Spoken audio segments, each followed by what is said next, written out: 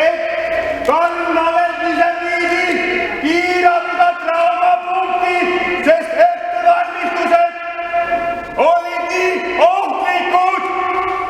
Talle kukkus raudkapp jala peale ja see ei olnud üldse tore. Õnneks on temaga siiski vist kõik hästi.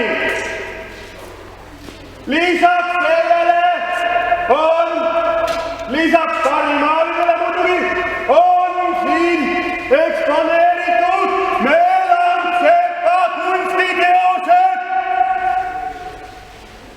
Meeland-Sepa kunstiteosed on mõnikord või tavaliselt alati ikka natuke ohtlikud, sellepärast pidage hästi tähele, et kui te joote veini, et te pärast seda ei jookseks noa otsa.